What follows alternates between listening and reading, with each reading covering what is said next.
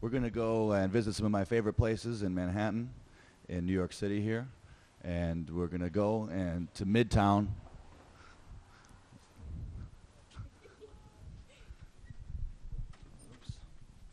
Whoops.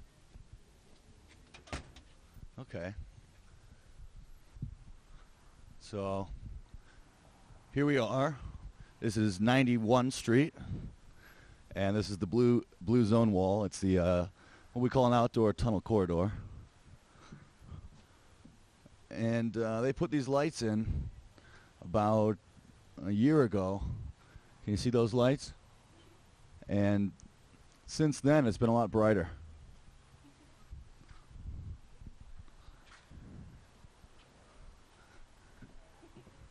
And up here is Humboldt Park, which is named after Reuschefen's Humboldt. And they play several different kinds of games there. Right now they're playing a version of baseball called hold ball. And we're going to try to get a taxi. Oh, perfect. Here's one right here. Hello. We'd like to go to 48th Street and Lexington, please. Where are we going again? 48th Street and Lexington Avenue in Manhattan. We're going to go visit one of my old houses, a place I used to live here in the city, about 2 years ago.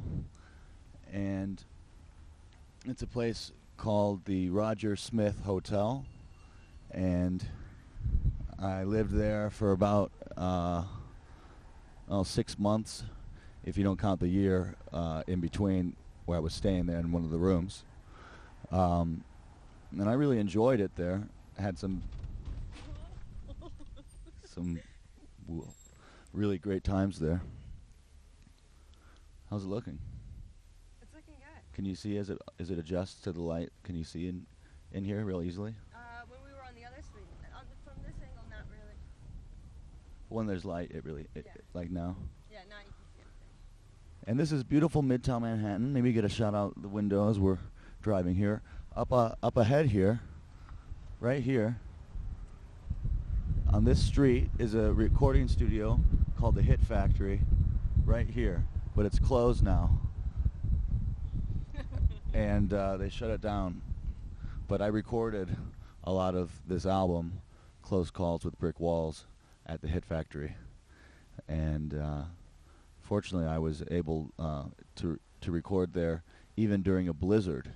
There was a really severe blizzard about 2 years ago, 2 winters ago. This last winter seemed relatively mild, but about 2 years ago there was a really bad blizzard, and the whole city shut down. There was about 2 feet of snow. And there was a really severe blizzard this last winter too, but this one was even more intense, it seemed to me. And I was able to walk. I was able to walk. Did a walk. W-A-W-K. Walk. W-A-W-K. Walk. I did a walk. I walked down. I went to the studio, Hit Factory. I took a walk in the snow. Did a walk. We're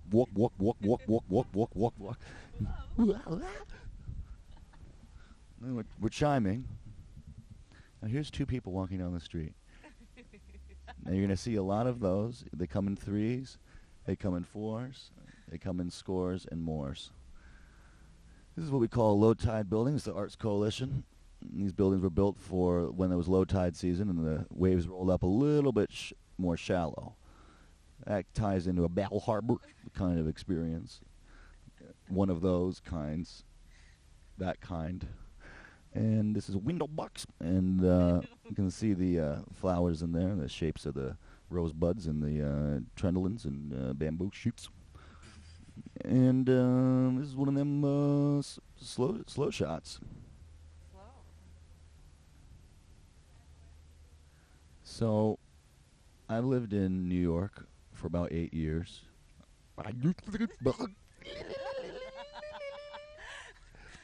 I live in New York now, and I've lived here. I moved to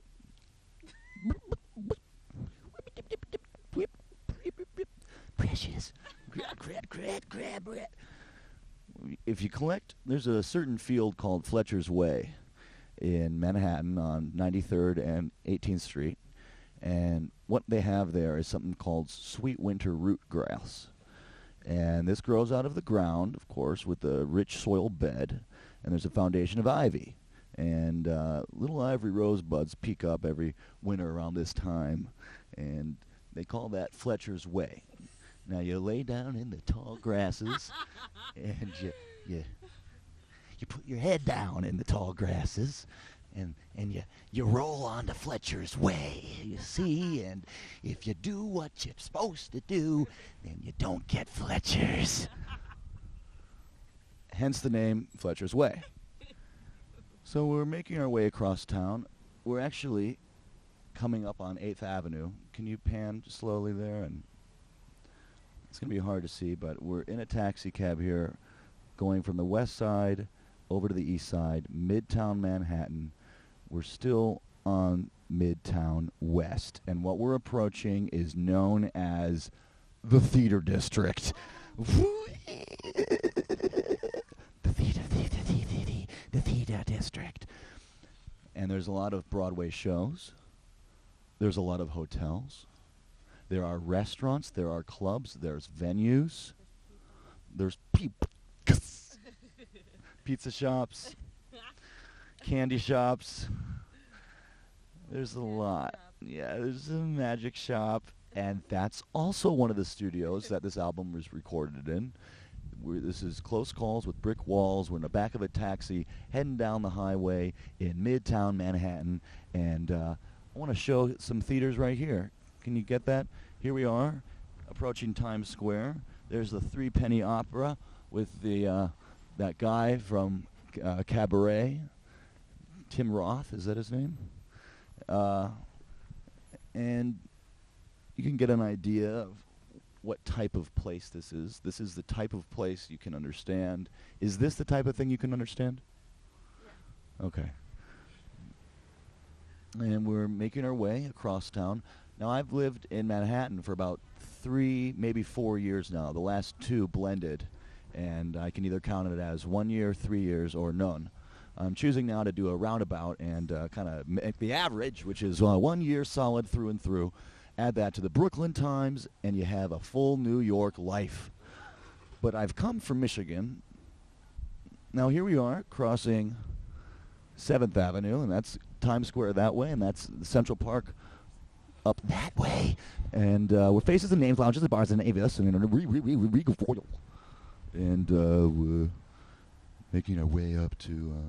Now, the great thing about New York is there's all kinds of people here. There's all kinds of places. One of my favorite things about New York is the diversity, is the fact that just about every culture, every continent, every country is represented one way or another in this city.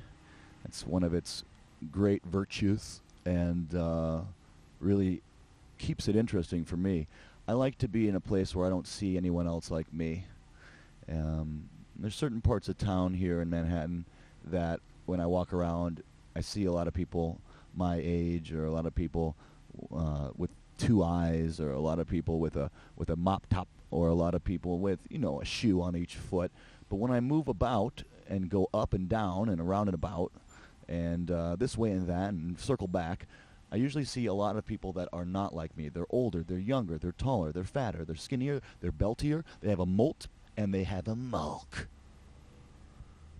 A mulk. Hi, Cherie. It got dark back there, so... Oh, hi. All right. Now, there's Raddy's on the Randolph Street, the Warwick, and it's a Hotel Chamberlain. Again, we're going right now to the Roger Smith Hotel where I used to live here in Manhattan on the east side of Midtown. I started recording this album at the Roger Smith Hotel in the room I was living in. And the first song I started recording was a song about New Year's.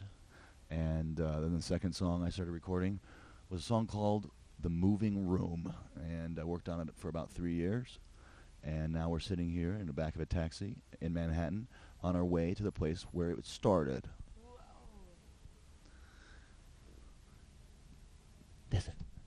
There's a burglar over there.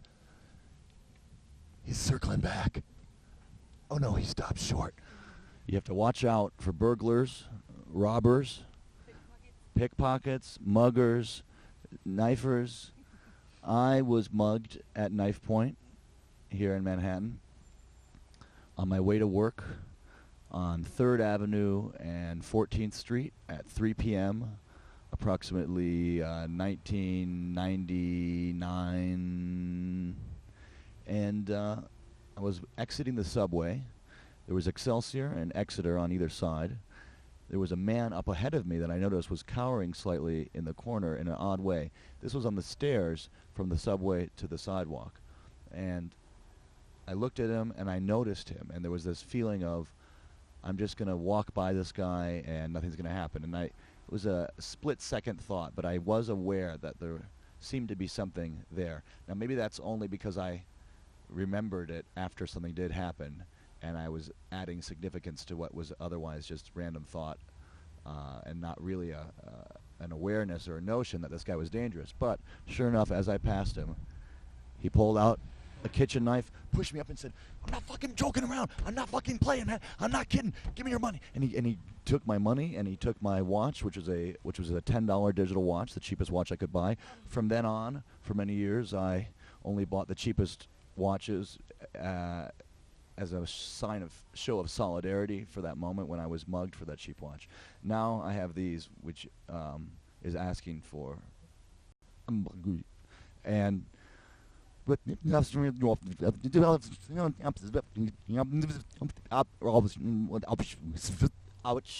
and the mugger pushed me up, and after he took all my stuff, he said, "Okay, I want you to walk up, and I want you to walk all the way down the street without looking back. If you look back or I see you talk to anybody or call the police, I'm going to come and I'm going to fucking kill you."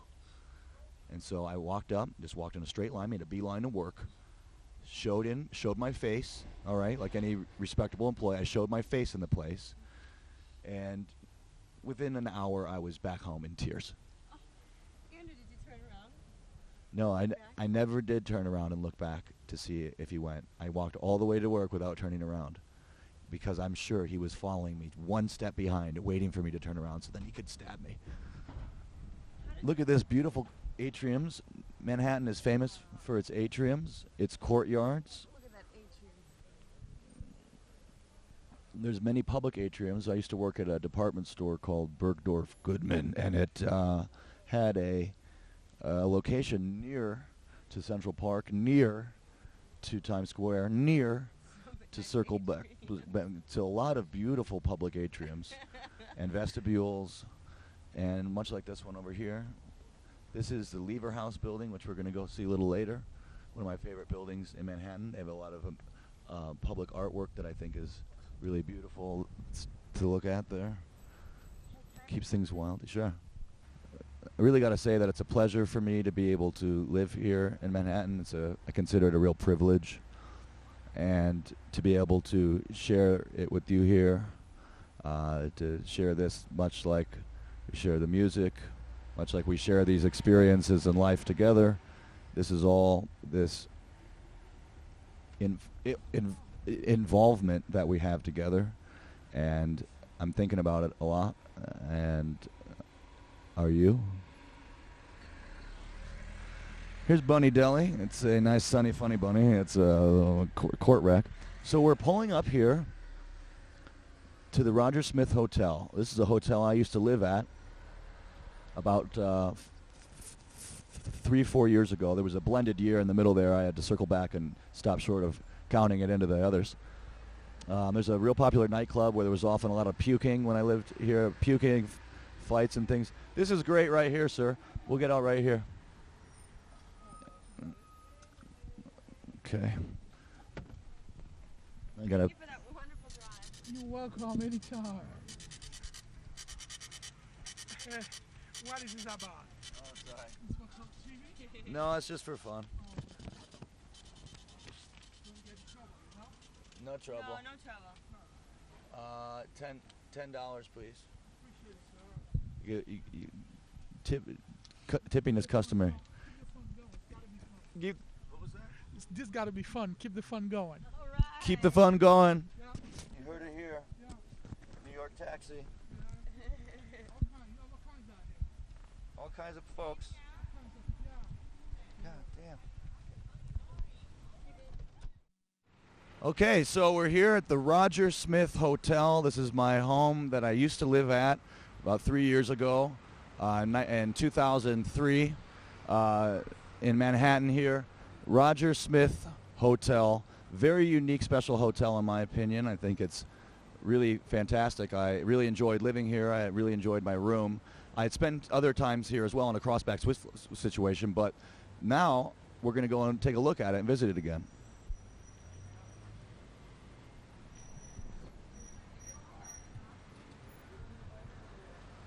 Has really neat artworks around and really unusual elements and details in the building. It's a very special building. This is wrought iron special artwork that they put all in these details everywhere here. And you can see it as it takes you into the main lobby here. It's the Roger Smith Hotel. There's a picture here. This wasn't here before. When I used to live here, this wasn't here. It's showing different faces, but none of these faces were here when my face was here. And, hello. It's a really nice place. No, I'm just doing this as a fun thing for. I used to. Usually we need a permit for you to come in here and film. Okay, I understand. Even if it's just for personal use. Yep. Okay, I apologize. Well, we'll go now. But as you can see, just beautiful hotel, beautiful sculptures and artworks, all about that I really enjoyed, and I lived on the 11th floor in a room with a hot tub that I never used.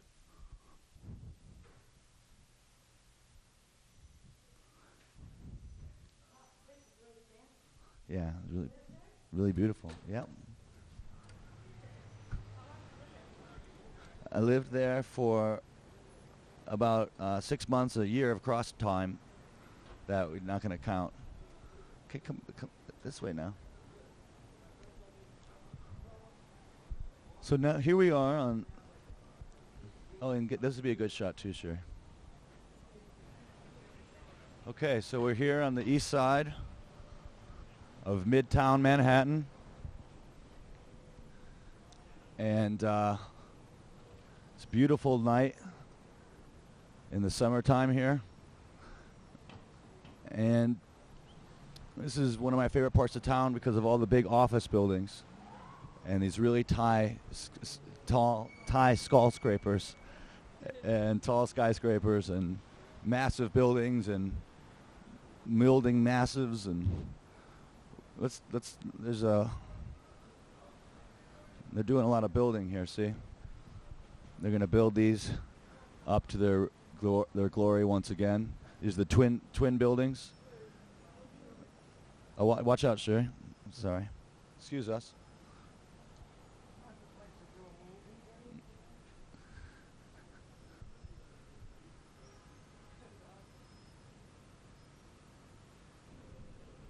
Here we are in the streets of New York. Hello. And I'm standing over a grating. This is the subway beneath me here. You can see this grate. It's an air vent for the subway. As their trains are moving through the tunnels, they push out the air. I'm sure they have them all around the world at all the places where they have subways and trains with tunnels and cities and things like that. And you can see just how tall the buildings are here. Can you see that? Very tall building, and if you stand right at the tip of that, you'd be very high. Right at the tip top. If you made your way to the top floor of that building, you would be high. And when I'm high, I like the beach nut. All right, we're going to try to cross the street here. This is called jaywalking. This is when you walk in the middle of the road. We've got another guy doing it. And we're going to go sit on these stairs here. and just enjoy this night for a little bit. I also want to show you one of these. This is something I really love. I'm sure, again, they have these in all cities, but this is something I like about New York. This is a big orange and white tube sticking up out of the ground with a steam top, and it's got rings of color. It's got a Bouillesines base. It's got a edged two-piece wooden three-pronger and a manhole cover that it's covering up for. And they pipe it up, and look at this thing. It's as solid as a caramel roach stick, and you couldn't break this if you try to cut into a beef squirrel's wrist. There you can see a really nice, what we call the alley effect. Can you see down the street there? You get a canyon of buildings. The city, some would consider this overbuilt, but it's really just very good use of space.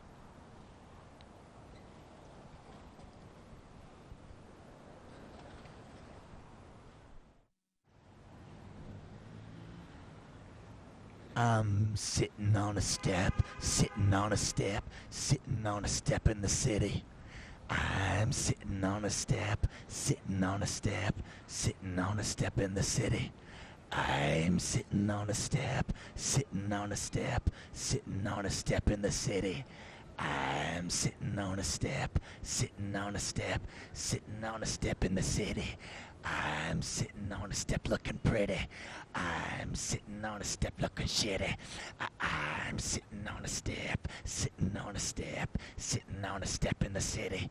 I'm sitting on a step, sitting on a step, sitting on a step in the sit.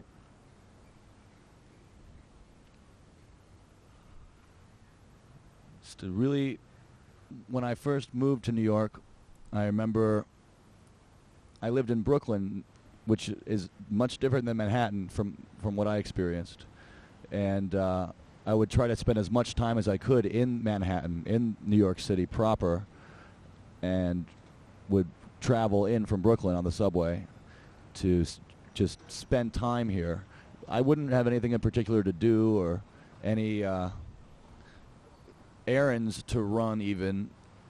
I would just go there and be there. I used to tape record. I had a tape recorder, a small handheld one, and I would walk around and tape record people talking in the city and try to get as close as I could to them and record their conversations.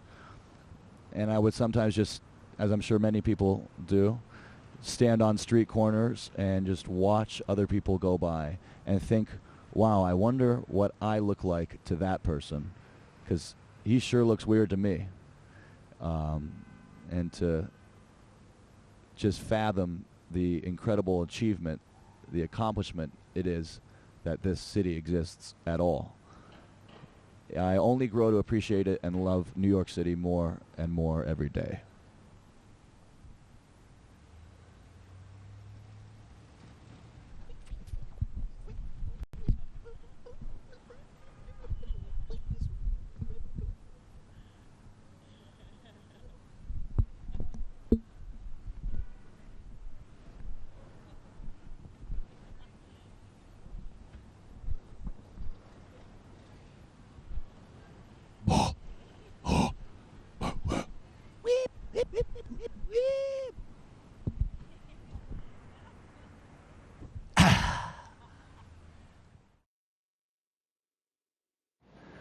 The song I Came For You is the first song on the album, and while it has no particular direct idea, there's several ideas at play. What I was trying to really talk about was my experience coming forward as an individual to make this music, but being an individual who wanted to involve many people, and how the lyric in the song is, when I came by myself, I came for you. So I was thinking about when I came with the very first album, when I first started bringing this music to people, that I wanted to come as one person who could bring many people together, and that all of us would end up being part of a bigger picture than any one of us on their own.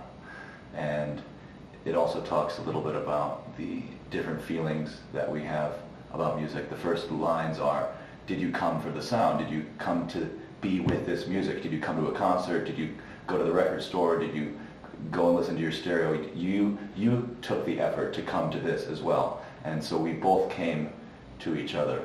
So that's kind of the idea of the music. And the second line is, did you come from miles around? Well, I traveled miles and miles and miles and miles and miles and miles and miles and miles and miles and miles to be in Japan. And I've seen Japanese fans that have traveled miles and miles and miles and miles and miles and miles and miles and miles to the U.S. to see us in concert. So there's this effort that people put in, coming as an individual to be part of something bigger. The song "Not Going to Bed," I would like to tell a little bit about. I think many of us are familiar with being very tired and very drowsy, and you just want nothing more than to lay down and take a nap. But I think most of us are probably also familiar with the energy of wanting to be up, and the idea of going to sleep makes you very angry, and so you just want to go, and you go, and you move around, you just spin back, and then you circle back, and you stop short, and so, right, see, just me thinking about it now, I get very excited and very amped up, and I don't want to go to bed. If someone tried to make me go to bed right now, I would push my hand into their eye and make them cry. And while I was recording this song, and singing these lyrics and saying over and over again while recording, I'm not going to bed, I'm not going to bed, and then shooting the music video for I'm not going to bed, not going to bed, and this idea of not going to bed, not going to bed, not going to bed came more and more into my head. And during this last month of finishing the album, I stayed up more time in a row than I ever did before, and I really think I was inspired by not going to bed. I personally have enjoyed a great deal the sensation that occurs when you get no sleep. Sleep deprivation inspires certain thoughts and puts the body in a different state, an altered state, which is very exciting to me. I'm not the only one who appreciates that. It's a tool that people will use actually to think in a different way. And so this song is talking about the excitement that comes when you deprive yourself of sleep. Well, the next song is I'm going to talk about is called You Will Remember Tonight, and this song is also about excitement and the feelings of anticipation that can intensify not only an experience but also all the time leading up to an experience. And what I was really interested in trying to do in this song was take the linear experience of time, meaning past, present, and future, and combine them all into one total experience. And you can actually see how that works right in the title. The title, the main lyric of the chorus, you will remember tonight. You have you will, which is anticipating. Remember is the past. Tonight, which is, I guess, sort of the present. So I'm telling them at the present time, you will remember in the future what's about to happen. So I was trying to cover past, present, and future all at the same time. And that's the idea of that one. Okay, the next song is Slam, John, Against a Brick Wall. And you'll notice that the English version of the title is Close Calls with Brick Walls. If you take the second to last song and the second song and take the first words of the second song with the last words of the second to last song, you get the album title in a way. I wanted to point that out, although I'm sure you could see that on your own. So Slam John Against a Brick Wall is based on a chant of the title. And this song came from, this is actually the oldest song I've ever recorded in terms of a song that I wrote, let's see, when I was somewhere between the ages of 8 and 12. Elementary school, there was a school bus that would pick me up every day from a bus stop near my house, and we would drive to school. And the bus driver's name was John. And I'm not positive, but I think John had some sort of mental issue. Maybe he was schizophrenic or had maybe even semi-retarded or autistic even. He was very strange, yet he was able to drive the bus. He was also kind of mean, and so me and a friend of mine and a bunch of other kids had these ideas to start these chants, and we would all pound on the bus seats real loud, like, and then we'd sing, slam, John, against the brick wall, slam, John, against the brick wall, slam, and that's that. And we'd sing it louder and louder and louder until he would say, ah! And he would slam down on the brakes, stop the bus, and say, shut up!